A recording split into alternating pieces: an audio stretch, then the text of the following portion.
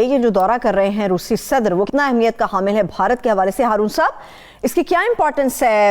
Russia کے صدر بھارت کا دورہ کر رہے ہیں، امریکہ کو ناراض کر کے یہ عمل کر رہا ہے بھارت، یا اس کے پیچھے کچھ اور عناصر ہیں؟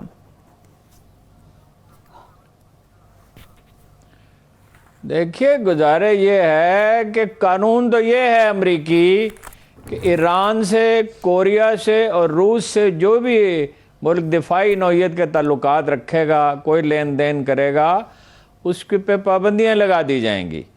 لیکن صاف ظاہر ہے کہ انڈیا پہ پابندیاں نہیں لگائی جا سکتی ہیں۔ S-400 میزائل انہوں نے خرید لیے ہیں، اگر کوئی کارروائی کرنی ہوتی تو کر لیتے۔ اس میں نقطہ یہ ہے، دیکھیے وہ تو ہر ملک اپنے مفادات کے مطابق فیصلے کرتا ہے۔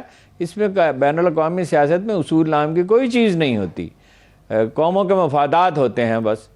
تو وہ انڈینز کو سوٹ کرتا ہے، S-400 میزائل انہوں نے خرید دیا، اور امریکہ کچھ بھی نہیں کر سکا اور کچھ بھی نہیں کر سکے گا۔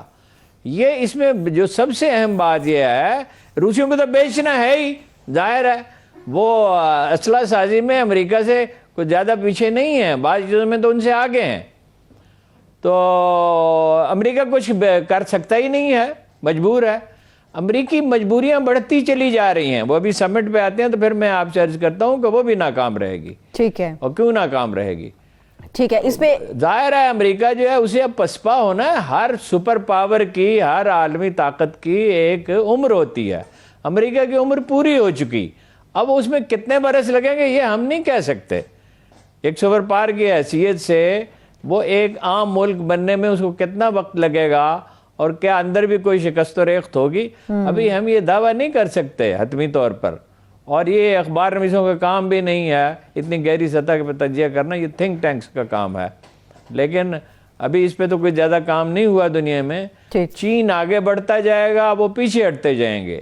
چین کے پاس سرمایہ دنیا کو دینے کے لیے بہت زیادہ ہے، ان کے پاس ڈالر ہے، جتنے ڈالر چاہیں چھاپ سکتے ہیں، کوئی پابندی تو نہیں ہے۔ وہ کانگریس ہمیشہ انہیں اس کی اجازت دے دیتی ہے، اجازت تو لینی پڑتی ہے، کانگریس کو کیا اعتراض ہے؟ تو ابھی یہ جس دن ڈالر والا قصہ ختم ہو گیا، اس دن امریکہ بھی اپنے انجام کی طرف روانہ ہو جائے گا۔ صحیح، ٹھیک ہے۔ لیکن ہارون صاحب، یہ پورا قصہ ہے یہ S-400 میزائل کا ہے۔ پچھلے برس ترکی نے یہ میزائل خریدے تھے رشیا سے، تو امریکہ نے اس کے اوپر پابندیاں عائد کی تھی۔ اب بھارت کہتا ہے کہ ہمیں چائنا کے ساتھ خطرہ جو ہے اس سے نمٹنے کے لیے یہ میزائل درکار ہیں۔ اب بھارت کے حوالے سے کیا کوئی پابندیاں نہیں لگائی جائیں گی امریکہ کی طرف سے؟ کوئی پابندی نہیں لگا سکتے، بھارت پہ نہیں لگا سکتے۔ اتنی بڑی مارکیٹ ہے، پھر وہ ان کے حلیف ہیں چین کے خلاف، اور بحر الکاہل میں اور اس میں بحر ہند میں حکمرانی کے لیے انہیں ضرورت ہے ان کے تعاون کی۔ اسی طرح جاپان اگر کوئی ایسا فیصلہ کرے، جاپان تو نہیں کر رہا ایسی کوئی چیز، کیونکہ وہ تو کوئی آرمی ہے ہی نہیں، ان کی کوئی اس وقت کوئی اس طرح کی صورتحال نہیں ہے۔ نہ ان پہ لگا سکتے ہیں، نہ جاپان پہ لگا سکتے ہیں۔ کل فرض کیجئے برطانیہ کر لے، یورپی یونین نے کیا نا یہ معاہدے چین سے انویسٹمنٹ کے، تو کیا یورپی یونین پہ کیا پابندیاں وہ لگا سکتے ہیں؟ وہ وقت گزر گیا۔ وہ دیکھیے 1990 میں جب وہ کہہ رہا تھا نا، روسیوں کی واپسی کے بعد 1991 میں سینئر بش کہہ رہا تھا نیو ورلڈ آرڈر، اور وہ فلسفی ان کا کیا کہہ رہا تھا؟ اینڈ آف ہسٹری، تاریخ ختم ہو گئی۔ کمال ہے جی، ہوکویاما کیا نام تھا اس کا؟ تاریخ ختم ہو گئی، اب دنیا میں سرمایہ دارانہ نظام ہوگا۔ تو اس وقت جب ہم جیسے لوگ یہ کہہ رہے تھے کہ بھائی یہ انسانی جبلتیں نہیں بدلتی، اور تغیر جو ہے وہ ایک دائمی قانون ہے، ہمیشہ دنیا بدلتی رہتی ہے اور بدلتی رہے گی، ضروری نہیں ہے کہ یہ سرمایہ دارانہ نظام اسی طرح رہے، اور یہ ضروری نہیں ہے کہ غالب رہے۔ تو اس وقت لوگ اس کو کوئی سنجیدگی سے نہیں لیتے تھے۔ دنیا بدل رہی ہے اور دنیا بدلتی رہتی ہے۔ ترکی ایک چھوٹا ملک ہے، نسبتاً کمزور ملک ہے، پھر سب سے بڑا ان کا جرم یہ ہے کہ وہ مسلمان ہیں۔ میں نے آپ سے عرض کیا تھا کہ ایک زمانہ وہ تھا کہ امریکیوں کو خراج ادا کرنا پڑتا تھا، عثمانیوں کو، ٹیکس نہیں میں کہہ رہا، خراج کہہ رہا ہوں۔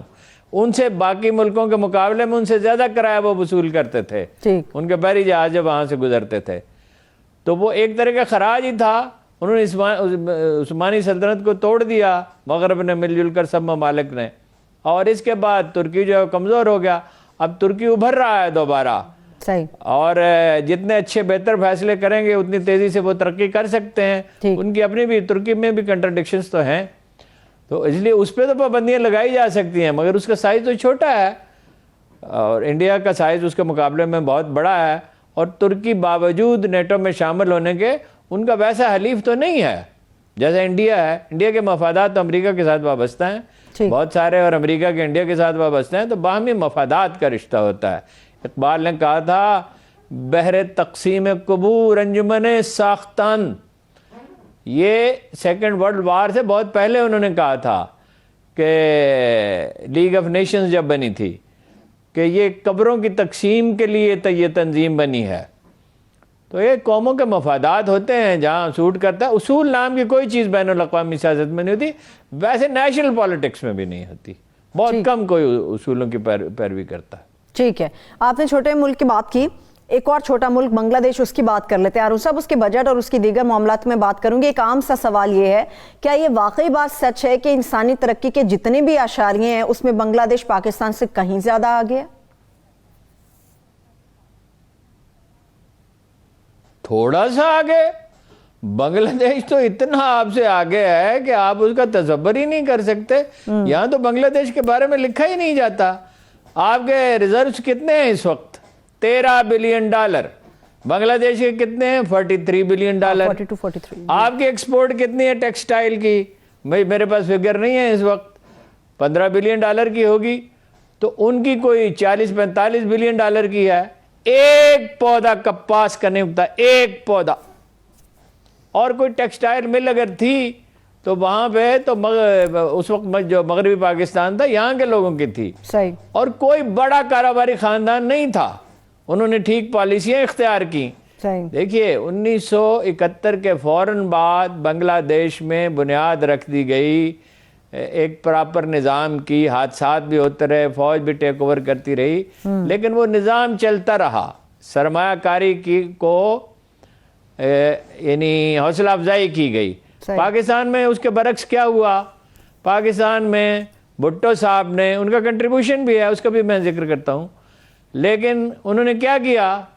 انہوں نے تمام جو بڑے سرمایہ کار تھے ان کے پاسپورٹ ہی آتے ہی ضبط کر لیے۔ ٹھیک، پاسپورٹ ہی ضبط کر لیے۔ اور جو بڑے بزنس مین میں سے ایک تھے داؤد ابراہیم رزاق، داؤد کے دادا، ان کو تو گرفتار کر لیا اور ان کے ملک سے باہر جانے پہ پابندی لگا دی۔ اچھا، جعفر برادرز، اتفاق فاؤنڈری، سی ایم لطیف کی بٹالہ انجینئرنگ، جو ایک بہت ہی اہم ادارہ تھا، میں آپ کو عرض کرتا ہوں کہ کیوں اہم ادارہ تھا۔ اچھا، اصفہانی اور وغیرہ وغیرہ جتنے بھی ہے، دادا گروپ، یہ سب لوگ جو ہیں انڈسٹری ٹیک اوور کر لی، بینک ٹیک اوور کر لے، انشورنس کمپنیاں ٹیک اوور کر لی۔ اور ڈاکٹر مبشر حسن مرحوم بتاتے تھے کہ ٹیکسٹائل انڈسٹری بھی اون کرنے کا ارادہ رکھتے تھے۔ اگر ٹیکسٹائل انڈسٹری بھی اون کر لی ہوتی تو بالکل کلیپس ہی ہو جاتا۔